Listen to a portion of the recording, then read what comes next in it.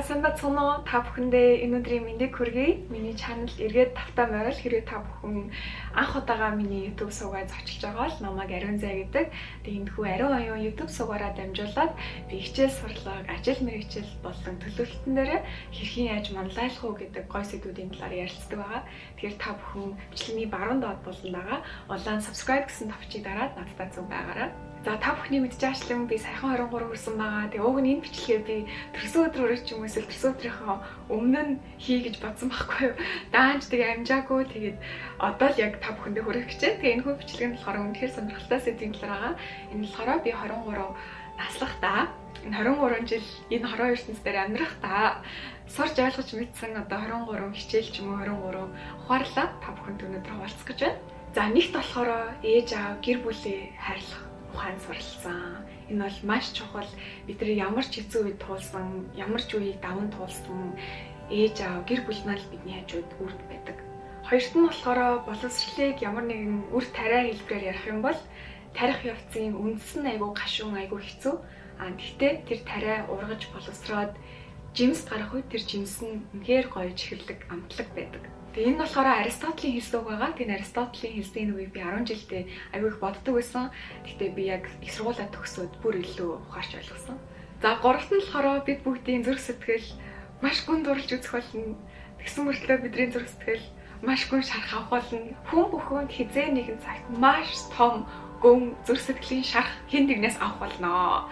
Тэгээ зүрх сэтгэл чинь амар шанал, амар хэцүү байна. Тэгэхдээ бидний зүрх сэтгэл бас идрэх хүч чадалтай шүү. За дөрөвт нь болохоор хүн болгон өөрсдийн гэсэн амар тийм супер хүчтэй байдаг. За би өөрийнхөө супер хүчийг 2 жилийн өмнө яг өөрөөрөө олж таньж нээж мэдэрсэн байгаа. Тэгэхээр өөрийнхөө супер хүчийг олж мэднэ гэдэг үнэхээр чухал. Тэгэхээр таны супер хүч юу вэ? Хэрвээ та тэрийг олоогүй бол олох цаг хугацааг заавал ч зарцуулаарай.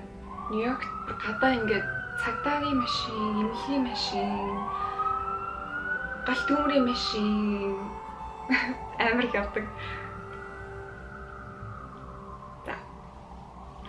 За тавт нь болохоор бид бүгд ингээ ирээдүйд тавьсан зорилготой өдөр болгон аягүй стресстэй тийм үү. За тэгээд тэрэндээ хүрч чадахгүй бол шаналж тийм сэтгэл санаагаар унах тохиол аягүй их байдаг. За гэхдээ миний ойлгосон зүйл юу гэхээр заримдаа штэ яг тухайн үедээ өөрийнхөө байж чад хамгийн сайн хувилбар байгаад тэрнийхээ хамгийн сайн шийдвэрүүдийг гаргаад явхад очих хүссэн газартаа очиж чадсан тохиолдол байдаг. За 6-т болохоор би өөрийнхөө эрүүл мэндэд үнэхээр чухал юм байна, ач холбогдол өгөх ёстой байна гэдгийг ойлгосон. Ялангуяа бие махбод болон сэтгэл зүйн, оюун санаа, ухамсарын эрүүл мэнд маш чухал. За энийгээ би өөрийнхөө хүчээр гүйцэтгүүлэхийн тулд би амьдралд минь ямар нэгэн байгаа хорт зүйлүүдээс би шууд татгалзаад тэдгээр зүйлүүдийг амьдралаасаа гаргах тийм хүчин чадалтай болсон. Тэрнээс гадна өөрөөрөө амьдралаа туулаад явж хаад ямар нэгэн хорт хүмүүс ч юм уу, хорт зүйлүүд орж ирэх тэр тохиолдолд би тэр бүгдийг өөрийнхөө амьдралд оруулж ирэхгүй байх тийм хүчтэй болсон. За миний 7-д сурсан зүйл болохоор хүмүүс ялангуяа залуу хүүхдүүд айгүй их ингэж алт юм санагддаг. Яг өөрсдөө бусдад ойлгуулах гэж айгүй их цаг хугацаа алддаг. Хүн болгонд өөрсдөө тайлбарлаж, хүн болгонд өөрсдөө одоо хүлээн зөвшөөрөх гэж айгүй их цаг хугацаа алддаг. Миний сурсан зүйл юу вэ гэхээр би хинт ч таалагдах албагүй, би хинт ч зөвшөөрөгдөх албагүй, би хинт ч одоо хүлээн зөвшөөрөгдөх албагүй, хинт ч намайг ойлгох шаардлагагүй.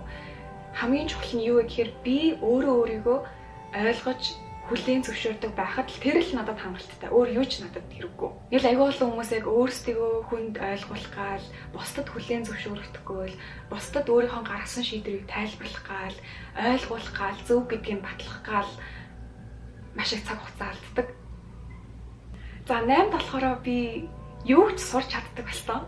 Ер нь яг би ингээд суугаад төвлөрөх юм бол би ер нь яг шин мэдхгүй чадахгүй би юу ч сурч чадна гэдэгтээ би өөртөө амар бат итгэлтэй байдаг. Тэг яг энэ одоо хүч чадал мэдэрсэн мэдрэмж маань намайг амар тийм хүчрхэг мэдрэмж надад өгдөг. Энэ нь айгүй гоё байдаг л та яагаад гэвэл ямар нэгэн хэцүү үеийг тууллаа ч гэсэн би тэрийг яаж даван туулах вэ гэдгээ би сурч чадна. Нэгсэндээ мэдхгүй бол сурчин, чадахгүй бол сурчин, хэцүү бол бас сурчин. 9 нь болохоор яг хэцүү тийм эсвэл санаагаар унсан тийм эмзэг үеийг даван туулж байгаа нь зүгээр. Хүмүүс айгүй ийм үеүүдээс аль болох зайлс хийх гэдэг. Ойлгох ёсгүй ч юм уу, эсвэл санаар унах ёсгүй, сэтгэл чинь эмзэг байх ёсгүй гэж бодоод байдаг. Миний бодлоор болохоор тийм үед бүр байх ёстой. Тэрийг би бүр 100% хүлээн зөвшөөрдөг. Тэгэхээр сэтгэл санаа чинь нэмзэг юм уу, ямар нэг хэцүү үеийг даван туулж байгаа бол үнэхээр тийм миний хувьд болохоор амар тийм гайхамшигтай үе байхгүй юу? Ягаад гэвэл яг тэр цаг үед яг давхар бас нэг юм болж идэг. Тэр болдог юм нь миний өөрийнхөө байж болох тийм хамгийн төгс мундаг хувилбарт давхар бэлтгэгдэж байгаа. Одоо тэр мундаг хувилбарыг би дээрээ дааж авч явахын тулд би яг тэр хэцүү үеийг туулж би давхар бэлтгэгдэж байгаа. Ойлгогдож байгаа болоо би яг миний хувьд болохоор яг бүр ингээд амар ойлгогдоод тахгүй. Би яг ингээд өөрөө ойлгочоод тийм юм байна. Бүр яг ойлгочлоо гэхэд та бүхэнд ойлгогдож байгаах гэж найдаж байна. За аралт нь болохоор би цагийг ганцаараа өнгөрөөд сурсан. Тэгээд миний цагийг хамгийн их өнгөрөх дуртай хүмүүсийн номер 1-т бол би өөрөө байдаг. Би өөртөө байхдаа бүр амар аз жаргалтай байдаг. 11-т болохоор хүмүүс таны зүрх сэтгэлийг шархлуулах болно. Тиймээ таны гомдоох болно, найз нөхдөд чинь ч юм уу, таньдаг хүн чинь, таньдгүй хүн чинь тэр ямар нэгэн байдлаар та бүгдийн зүрх сэтгэлийг үнэхээр голт нь ортол өвтгөх тийм үе ирнэ. Тэгээ энэ үе айгүй хэцүү. Тэр үед та бүхэн тэр хүнд яг адилхан тэр мэдрэмжийг өгмөрч юм шиг тийм ээ, тэр хүнд шийтгэл өгмөрч юм шиг, бүгдийг тэнцвүүлмэрч юм шиг, тэр хүн юу ч мэдрэхгүй бүцүүл тэр хүний хувьд зөв зүгээр мөрчгөр танд айгүй шудрах босч юм шиг тийм үед надад зөндөө тулгарч байсан. Гэтэ тэр үедээ би юу ч хийж чадахгүй. Тэгээл аль болох өөрөө хэцүү байдалд ороод уйлаад ч юм уу эсвэл санаарунаад өнгөрч байсан. Тэр үедээ өөрөө ямар ч хүч чадалгүй бүцүү шудраг басанд санагдаал өнгөрч байсан үе надад зөндөө байсан. Гэхдээ олон жилийн цаг хугацаа өнгөрсний дараа эргээд харахад яг хүнийг байх ёстой газар нь бурхан цаанаасаа байлгачт юм бэлээ. Яг туулах ёстой юмыг туулуулад, үзэх ёстой юмыг үзүүлээд тэр хүний хийсэн туулсан бүх зүйлийг жинхлээд яг байх ёстой газар нь байлгачдаг. Тэгэхээр хэрвээ хэн нэгэн таны зүрх сэтгэлийг шархлуулж өвтгсөн бол та яг одоо юу ч хийж чадахгүй байгаа даа. Яг одоо нөхцөл байдлыг өөрчилж чадахгүй байгаа даа. Яг сэтгэл санаагаар унаарай. Хүсвэл яг цаг хугацаагийн хэрээр байх ёстой эренг дараалтаа ордог юм байлээ. За 12-т болохоор би нас намайг тодорхойлохгүй гэдгийг ойлгосон. За би жоохон бахтаа болохоор надаас ах юм уу их ч хүмүүс илүү мундаг байх гэж боддог байсан. За гэхдээ би яг өөрөө бас хүмүүжиж тийм ээ төлөвшөхийн хэрээр ойлгосон зүйл маань юу вэ гэхээр айгүй олон ах эгчийн дүрд орчихсон, аав ээжийн дүрд орчихсон, бүр эмээ өвөгийн дүрд орчихсон ч хүмүүс явж идэг. Тэгсэн мөртлөө яг тарих ухамсар нь яг тэр насныхаа хэмжээнд байдгүй, төлөвшөөгүй, хүмүүжээгүй, одоо хүртэл яг хүүхэд хിവэрэ байдаг тийм айгүй олон насанд хүрчихсэн надаас ах эгч хүмүүстэй би зөндөө таарчсан. Тийм болохоор миний одоо амьдралыг туулсан жилээр нь ч юм уу миний насыг яг тоогоор үнэлэх буруу юм санагдсан. Тийм болохоор миний нас намайг тодорхойлохгүй бас би бусдыг насаар нь тодорхойлохгүй байхыг сурсан. За 13-т нь болохоор яг урд чинь нэг амар том хаалга харагдчих магадгүй. Гэхдээ тэр нь аюул олон хаалга онгойтох боломжийг нээж өгч байдаг. Заримдаа яг амьдрал бидраас шалгалт авт юм санагддаг. Жишээ нь одоо энэ аяга яг миний хувьд одоо байгаа хамгийн тийм үнцэнтэй зүйл бол тэгвэл амьдралын биднэрт өгдөг шалгуур нь болохоор чи наад аяга өгч явуулж чадах юм уу, наад аяга золиослж чадах юм уу гэх юм бол чанд бүр гоё аяга өгье. Гэтэ чи яг одоо байгаа энэ аяга золиослоод өгөөд явуулж чадах юм бол яг тэрийг даван туулж чадах юм бол чанд илүү гоё аягыг өгье гэдэг тийм шалгуур бас айгүй их орж ирдэг юм шиг санагдсан. Тэгээ тэр шалгууруудыг бас даван туулж чаддаг байсан. За 14-т нь болохоор би бүр яг ажлыг бол жинхэнэ бүр үнэхээр мундаг гүйцэтгэж чаддаг болсон. Ямарваа нэгэн ажлыг надад даатгаад би тэрэн дээр яг 100% фокусоо өгөөд суугаад төвлөрөөд хийх юм бол би үнэхээр мундаг ажлын гүйцэтгэлтэй байж чаддаг. Би бүр ингээд амар мундаг ажил хийж чаддаг. Тэгээ би эндээ амар бахархдаг. За 15-т нь болохоор би хүмүүстэй зүгээр нэг махан биеэс махан биеийн хоорондох яриаг биш, бүр илүү гүн төвшөнд тэр хүний тиймээ сүнслэг оршихуйтай, тэр хүний хүнлэг оршихуйтай яг хүнээс хүний хооронд ярьж чаддаг болсон. 16-т нь болохоор яг willpower гэдэг зүйл таныг бусдаас жинхэнэ сонгооруулж чаддаг гэдгийг ойлгосон. Бас тэрийг өөртөө хэрэгжүүлж чадсан. Willpower гэдэг нь болохоор монголоор яг орчуулах нь гэх юм бол чин хүсэл эрмэлзэл ба хүч хөдөлмөр энэ хоёр нийлэхээр willpower болдог. За 17-т нь болохоор ямарваа нэгэн юмий яг эцсийн үр дүнг нь шууд амсахаас илүү яг тэрийг ингээд бүтээх явцсан бас амар гоё амттай байдгийг би олж мэдсэн. За энэ дээр хамгийн наазахын жишээ болохоор YouTube байна. Би YouTube-ээс ингээд зөвөр ороод бичлэг үзэхээс илүү тэр бичлэгний контентыг боловсруулад, тэрийг өөрөө бичээд, янзлаад ингээд та бүхэнд хүргэж байгаа яг тэр бүтээх процесс надад амар гоё амттай санагддаг. 18-нд нь болохоор би хүнтэй ямар ч үн цэнгүй хий үгээр хоорондоо ярилцахын оронд зүгээр л чимээгүй байсан хамаагүй дээр гэдгийг сурсан. Зарим хүнтэй юм ярихаар ингээд яриалан ярьж дуусгаж ямар ч үн цэн байхгүй. тийм үед бол би тийм хүнтэй ярихаас ч дургуурдаг. Тэгээд шууд ярихгүй ингээд чимээгүй байсан надад хамаагүй илүү гоё яадаг. 19-нд нь болохоор би амьдралыг зүгээр нэг хурдны гүйлт биш марафон гүйлт гэдгийг ойлгож авсан.